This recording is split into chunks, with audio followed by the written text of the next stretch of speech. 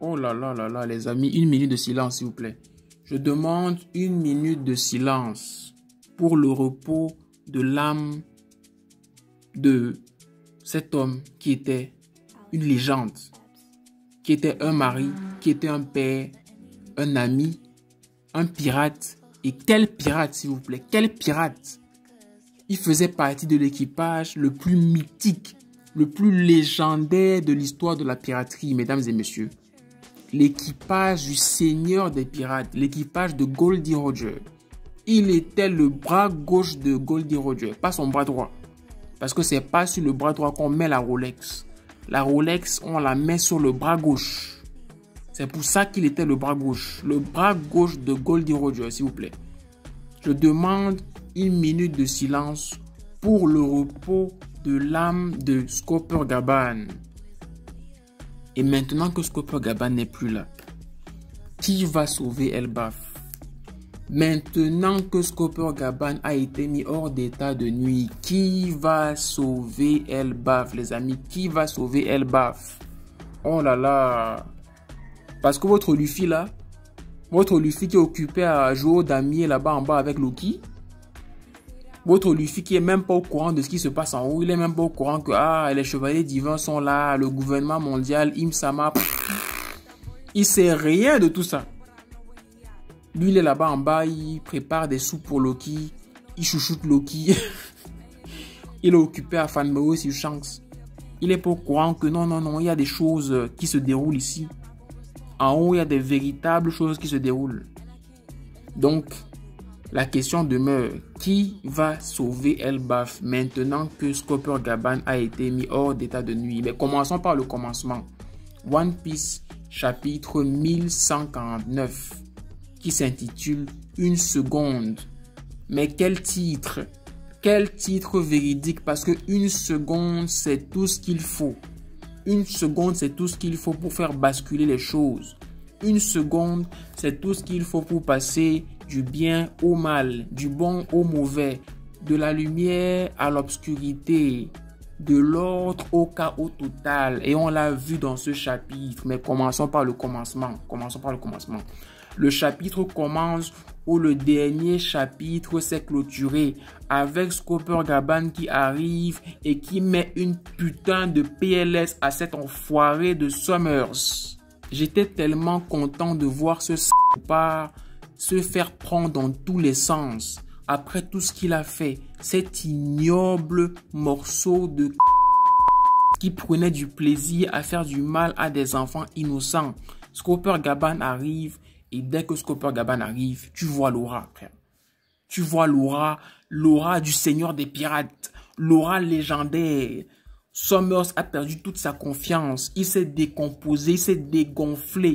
Il est redescendu à 0%, à moins 58 000 degrés. Bon, déjà, les gars, il faut qu'on parle d'un truc. Je suis fatigué. J'en ai marre. J'en ai marre des vieux personnages One Piece. Oui, je parle aux vieux, là. Vous, les vieux. Que ce soit Rayleigh, Scooper Gaban, Garp, etc. Je suis fatigué des vieux qui viennent faire des trucs de dingue, qui viennent faire des dingueries, et puis après qui disent « Ah, mais franchement, je suis rouillé, hein, je suis rouillé. Hein. » Les gars, arrêtez de flex sur nous. On sait que vous êtes forts. Vous n'avez pas besoin de flex sur nous, frère. Tu viens, tu mets KO un chevalier divin, après tu dis « Ah, mais en fait, je suis rouillé. Hein. Quand j'étais à mon prime, j'étais encore plus fort que ça. Hein. » Ça me fait penser à Garp, qui arrive sur l'île de Barbe Noire et qui détruit tout un pâté de maison avec un coup de poing. Et puis après qui dit « Ah mais ne vous inquiétez pas, je suis rouillé hein, à mon prime, j'aurais pu faire bien mieux que ça. Hein. À mon prime, j'aurais pu faire bien plus de dégâts que ça. » Frère, arrête de flex. On sait que tu es fort. On sait que tu es une légende. On sait que tu fais partie des personnages les plus mythiques et les plus puissants de l'histoire. Arrête de flex. Cette espèce de truc de... Je fais un truc de dingue, je fais un dinguerie, et puis après je dis non, mais en fait, je suis même pas à 100% là, je titille juste mon potentiel. Oui, c'est bon, on a compris. Scooper Gaban, monstre. Rayleigh, monstre. Garp, monstre. Passons à autre chose. Donc évidemment, Summers se fait tabasser, torcher, Et moi, il y a un truc qui m'étonne. C'est que Summers est étonné d'apprendre que Scooper Gaban vit sur Elbaf. Mais les amis, le gouvernement mondial est l'entité politique la plus puissante dans One Piece. Le gouvernement mondial sait tout. Le gouvernement mondial a des sbires, des émissaires, des agents secrets, des espions partout dans le monde, y compris sur Elbaf. Comment vous pouvez me dire que le gouvernement mondial n'est pas au courant que Scooper Gaban a une femme et un enfant sur Elbaf? Vous aussi. Oh, on ne parle pas de n'importe quel pirate. On parle du troisième de l'équipage de Goldie Roger. Vous voulez vraiment me dire que le gouvernement mondial n'a fait aucun effort pour se tenir informé sur les faits et gestes et la vie de Scooper Gaban, alors qu'ils sont tout à fait au courant qu'il est encore en vie et qu'ils savent qu'il est une menace pour le gouvernement? Ça n'a aucun sens. Pour moi, c'est un plot hole parce que les chevaliers divins ne peuvent pas se permettre de ne pas être au courant de ça. Ça n'a aucun sens. Im-sama, c'est tout. Im-sama peut tout faire. Im-sama peut détruire des îles en un coup de cœur à soupe. Im-sama peut ramener les gens à la vie, ressusciter les gens, régénérer les gens, téléporter les gens. Mais Im-sama n'est pas fichu d'avoir des informations capitales, de savoir que sur Elbaf en ce moment, il y a Luffy, il y a Scooper Gaban, donc j'envoie 3 chevaliers divins. Pourquoi faire? Franchement, pour moi, Oda drop la balle. Oda drop la balle, mais bon, parlons d'autre chose. Donc, après s'être chargé de Summers, Scooper Gaban décide d'aller sauver les enfants et en particulier son fils évidemment. Et quand il y va, il y a Chopper qui le suit parce que Chopper se rend compte de ce dont nous aussi, les lecteurs, on s'est rendu compte, qui est que Scooper Gaban est capable de stopper et d'annuler les pouvoirs, notamment les capacités de régénération des chevaliers divins. Sauf que ça n'a pas encore été expliqué comment est-ce qu'il est capable de faire ça. Est-ce que c'est le haki? Je ne pense pas que ce soit le haki parce que si c'est le haki, quasiment tout le monde a le haki. Donc ce serait facile de quelque part contrecarrer leur faculté de régénération. Moi, je pense que c'est un peu plus complexe. Peut-être que c'est une forme de haki complexe. Peut-être que c'est le haki des rois. Ou peut-être que c'est un autre pouvoir avancé. J'espère que Oda va nous éclairer dessus tôt ou tard. Parce que ça commence à bien faire. Les chevaliers divins et leur pouvoir mystérieux et opaque. Bon, c'est drôle 2 minutes. Mais là, Oda, s'il te plaît, on veut des explications. S'il te plaît, dans le prochain SBS. Ou en tout cas dans les prochains chapitres. Explique-nous comment ça fonctionne. Merci. Un autre aspect que j'aimerais aborder ici, c'est le fan service. Parce que je trouve que voici un exemple de fan service qui est très bien exécuté. On parle toujours du fan service, ou en tout cas, on parle très souvent du fan service dans la communauté manga et animé de façon négative. Mais le fan service peut aussi être positif. Et c'est exactement ce qui se passe ici parce que on a un personnage que les fans aiment, que la fanbase aime. Un personnage qui est légendaire et qui est lié à Goldie Roger, que tout le monde a voulu voir en action. Et donc, qu'est-ce que Oda fait? Il nous fait plaisir et il introduit le personnage dans l'histoire. Mais il n'introduit pas le personnage dans l'histoire de façon random, de façon aléatoire, comme s'il avait fait au hasard. Il y a toute une fondation. Le personnage a une véritable crédibilité. Il a une vie, il a une famille et c'est pertinent. Le personnage est là pour un rôle bien précis et exécute des tâches bien précises. Donc je trouve que c'est une façon super ingénieuse de faire du fan service. Et j'aurais aimé que dans la plupart des mangas, dans les autres mangas, le fan service soit fait de cette façon-là. Même si dans One Piece aussi, il y a de très mauvais exemples de fan service. Mais là, pour le coup, c'est un exemple de fan service qui est super bien exécuté. Et franchement, chapeau à Oda. Ensuite, on a Madame Angie qui s'exécute sous les ordres de Jarul, qui lui aussi obtempère avec les chevaliers divins. Donc il y a Madame Angie qui met feu à la bibliothèque, bien sûr qui le fait en étant complètement dégoûtée. Elle est triste, elle pleure, et c'est normal, tout le monde pleure parce que tout le monde sait que la bibliothèque d'Elbaf renferme le savoir d'Elbaf, la culture d'Elbaf et aussi le savoir venu d'Ohara. Donc c'est vraiment des informations qui sont capitales pour la suite de l'histoire. Il y a énormément d'informations sur Elbaf, notamment à la bibliothèque, certainement autour du siècle oublié, autour de la guerre finale, autour de tout un tas de ressorts qui pourraient être utilisés pour attaquer ou bien battre le gouvernement mondial. Et le fait qu'il brûle tout ça, évidemment, ça nous ampute d'un patrimoine conséquent. Et tout le monde en a conscience. Mais bon, c'est ce que les chevaliers divins avaient demandé. Et évidemment, une fois que la bibliothèque est mise à feu, les chevaliers divins décident de relaxer les enfants. En tout cas, dans un premier temps. Ronia, qui était destinée à être sacrifiée, finalement, on la rappelle et elle est sauvée. Et quelque part, elle-même, elle culpabilise. Elle se dit, mais j'aurais vraiment préféré être sacrifiée. Vous n'auriez pas dû détruire la bibliothèque. Vous auriez dû combattre. Vous n'auriez pas dû obtempérer. Et il y a ses amis qui viennent autour d'elle, qui essaient de la consoler. Il lui dit, ne t'inquiète pas, ne t'inquiète pas. Ta vie vaut tellement mieux que des livres. Ta vie vaut tellement mieux que des livres qui peuvent nous donner des informations sur le siècle oublié. Ta vie vaut tellement mieux que des livres qui pourraient nous aider à mettre fin au gouvernement mondial. Ne t'inquiète pas, ma chérie, tout ira bien. Ses amis essaient de la consoler comme ils peuvent. Et qui débarque sur la scène de crime, mesdames et messieurs? Qui débarque sur la scène de crime après avoir fait du sale à Summers?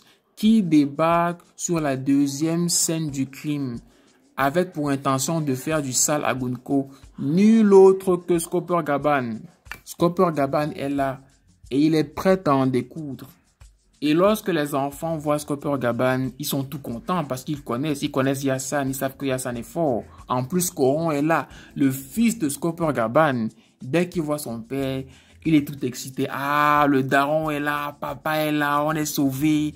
Mon père, c'est l'homme le plus puissant du monde. Et il y a Gunko qui dit, ah, qu'est-ce que tu viens de dire? Est-ce que tu viens de dire que tu es le fils de Scooper Gaban? Est-ce que je viens d'entendre ce que je viens d'entendre? D'accord. Gunko prend l'information et qu'est-ce qu'elle fait? Elle attaque Colon. Elle attaque Colon. Et tu as évidemment Scooper Gaban qui voit ça et qui dit à Colon, Colon, prends sur toi, d'accord? Je vais te sauver. Donne-moi une seconde. Et Colon, en grand guerrier qu'il est, le fils d'une géante viking, est le fils d'un pirate légendaire. En tant que super guerrier qu'il est, il décide de prendre sur lui et d'endurer la douleur. Il dit à son père, papa, ne t'inquiète pas, je vais supporter la douleur. La femme, si elle me frapper, mais elle ne peut pas m'éliminer. Et donc, Scooper Gaban se prépare à asséner le coup fatal à Gunko. Et c'est là où il comprend que Gunko, c'est pas une poupée, frérot. Elle a beau être toute mignonne avec ses bandages. Elle, c'est pas une joueuse, c'est pas une poupée. Quand elle tape pour... Quand elle frappe pour attaquer. Quand elle tire pour marquer. Et dès que Scooper Gaban se rend compte que celle-là, elle ne blague pas, qu'est-ce qu'il fait? Il abandonne, il dépose les armes. Il dit, ma chérie, écoute. Ce que tu t'apprêtais à faire là, pardon. Laisse d'abord. Hein. Ça va. Je voulais attaquer, mais je n'attaque plus. Le gars que tu vois là, c'est mon fils.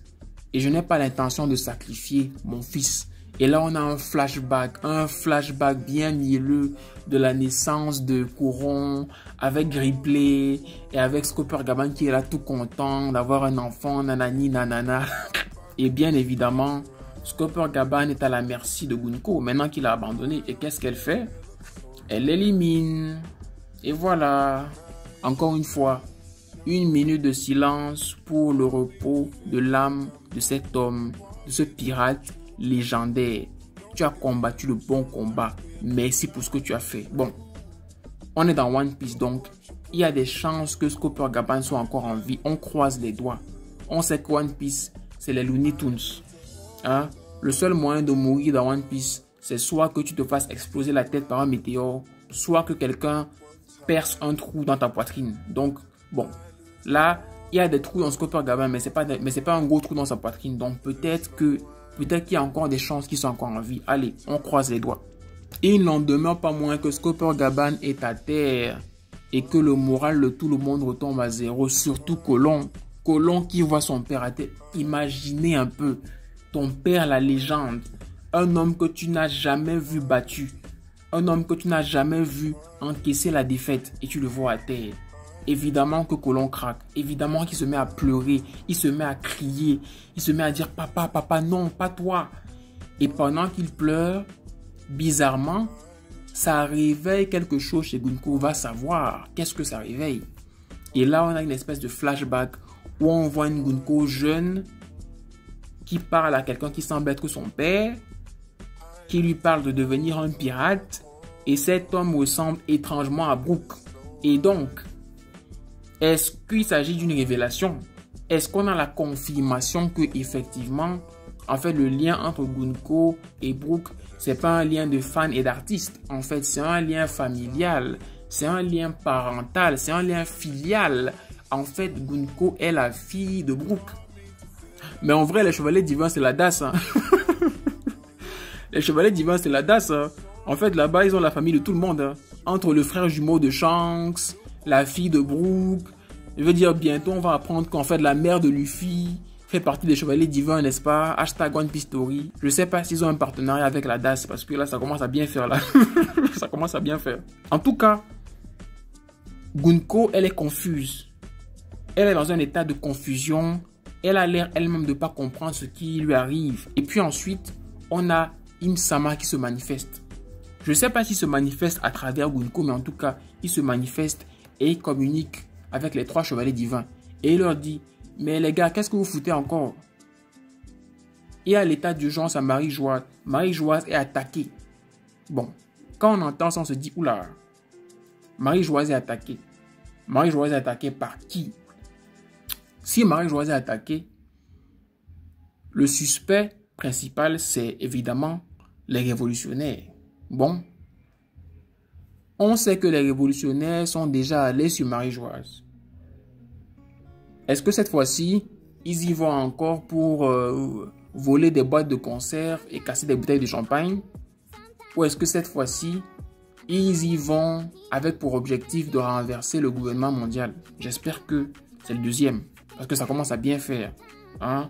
Le gouvernement, l'armée des révolutionnaires, ça fait des années qu'ils sont là, ils planifient. Oui, cette fois-ci, on va vraiment s'attaquer au gouvernement. Cette fois-ci, j'espère que cette fois-ci, c'est la bonne. Et j'espère que Dragon fait partie de l'expédition. Parce que ça commence aussi à bien faire avec Dragon.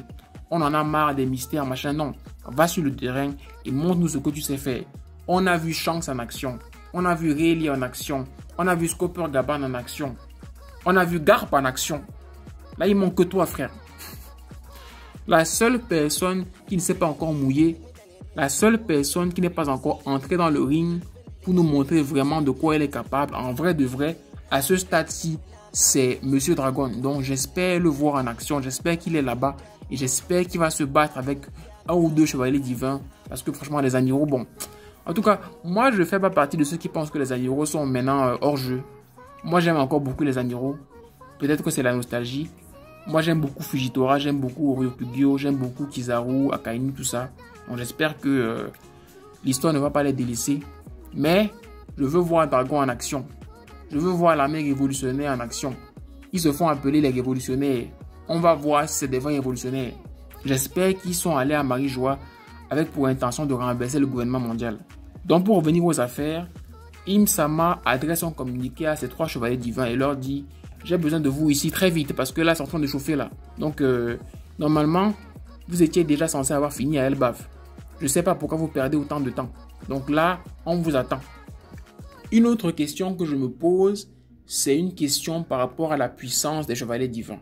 Je n'aime pas beaucoup les débats de puissance, mais force est de constater que, déjà on sait que les chevaliers divins, il n'y en a pas 50. Il doit en avoir une poignée. On sait qu'il doit en avoir une poignée de chevaliers divins et que les chevaliers divins sont censés être le dernier rempart du gouvernement mondial, avant Im-sama. Donc, ils sont censés être les chevaliers, les guerriers les plus puissants du gouvernement mondial. Sauf que, on a vu un Scooper Gaban one-shot un chevalier divin. Et si ça n'avait pas été parce que son fils avait été pris en otage, il aurait certainement éliminé Gunko et il serait allé éliminer Killingham sans se salir, sans transpirer. Donc si un mec comme Scooper Gaban est capable d'éliminer quelques chevaliers divins pendant la guerre finale, lorsque Luffy qui sera bien plus puissant et qui aura ses alliés, qui sera peut-être allié avec chance, qui aura encore d'autres alliés que peut-être qu'on ne connaît pas encore, qui seront eux aussi puissants. Est-ce que le gouvernement mondial sera capable de tenir tête à cette coalition composée de Luffy et ses alliés, Shanks, peut-être Loki? Moi, je commence sérieusement à douter du gouvernement mondial. Je ne veux pas être de mauvaise foi, mais ça commence à se sentir mauvais pour eux. J'espère que dans les prochains chapitres ou bien dans les prochains arcs, Oda va mettre quelque chose en place. Ou bien Oda va nous démontrer que le gouvernement mondial, les chevaliers divins, les amiraux et tout ça sont à la hauteur. Parce que là, pour l'instant, moi je doute. Je doute vraiment de leur puissance en face de Luffy, en face de Shanks, en face même de Dragon. C'est vrai que Dragon n'a encore rien fait, mais il doit être fort, Dragon. Donc, est-ce que la puissance des chevaliers divins et du gouvernement mondial va être assez pour tenir tête aux pirates et aux révolutionnaires? Affaire à suivre. Ensuite, retour sur la question que je posais au départ. Qui va sauver Elbaf? Parce que maintenant que Scooper Gaban est à terre, je vous ai dit, Luffy, il est là-bas en bas en train de jouer à la PlayStation avec Loki. Il est là-bas en bas en train de chouchouter Loki. Donc, Luffy n'est même pas au courant de ce qui se passe en haut. Donc maintenant, qu'est-ce qui va se passer sur Elbaf? Et qu'est-ce qui va se passer à Marie-Joise? Si jamais ce sont les révolutionnaires qui sont à Marie-Joise, réussiront-ils à renverser le gouvernement mondial? Est-ce que ceux qui sont en train d'attaquer Marie-Joise en ce moment, bon, si Im-sama panique, ça veut dire que c'est quand même grave. Parce que Im-sama, lui, il n'a pas l'air de paniquer facilement. Si Im-sama panique et décrète l'état d'urgence, ça veut dire que c'est quand même sérieux. Donc, on va voir. Je suis tellement impatient à l'idée de savoir ce qui va se passer dans le prochain chapitre. En ce moment, Oda enchaîne les masterclass. Il faut vraiment le dire, il faut le dire. En ce moment, One Piece, c'est un délice. Chaque bouchée explose dans la bouche. Pause. Et j'espère que ça va continuer. En tout cas, voilà à peu près tout ce que j'avais à dire. J'espère vous retrouver dans un prochain podcast. S'il vous plaît, si vous êtes là, si vous êtes resté jusqu'à la fin de la vidéo, donnez-moi votre avis en commentaire. N'oubliez pas de liker, de commenter, de partager, de vous abonner, que ce soit sur TikTok ou sur YouTube. Et on se voit dans un prochain podcast. Otep, salam, shalom, peace. Au revoir. Bye bye.